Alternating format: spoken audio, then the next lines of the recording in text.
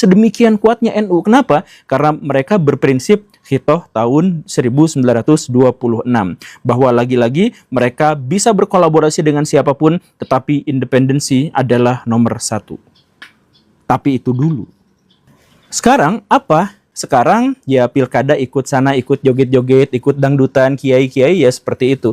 Saya mohon maaf, tetapi saya pikir itu adalah sebuah fakta.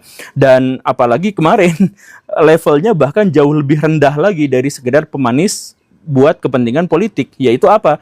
Konsesi tambang. Dulu kan saya bikin video dan saya adalah salah satu orang paling awal di Indonesia yang mengatakan konsesi tambang diserahkan kepada ormas keagamaan itu tujuannya adalah agar ormas-ormas itu bisa menjadi bumper bagi kepentingan-kepentingan pemerintahan yang sebenarnya tidak sejalan dengan kepentingan rakyat.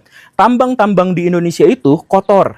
Kita tuh tidak mempermasalahkan tambangnya, kita tuh mempermasalahkan pengelolaan tambangnya. Jadi pengelolaan tambang di Indonesia itu sebenarnya racun, Baraya. Kalau misalkan Baraya mau cek, misalkan tambang nikel di Halmahera.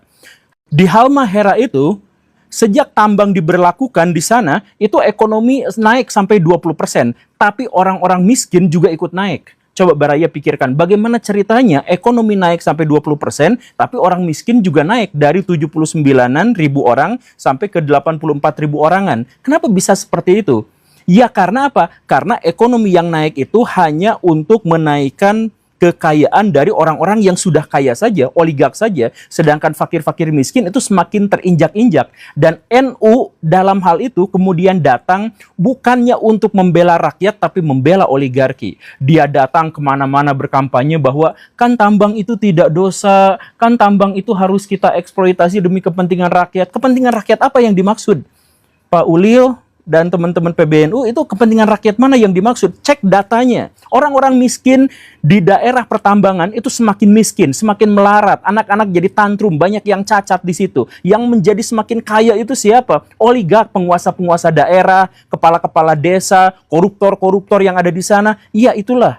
Dan apa? NU dijadikan bumper setiap ada aktivis, setiap ada oposisi, setiap ada orang-orang yang kritis meminta haknya kepada pemerintah agar tambang ini dikelolanya kalau mungkin bersama-sama, jangan merusak lingkungan karena ini adalah bagian dari urat nadi ekonomi di situ.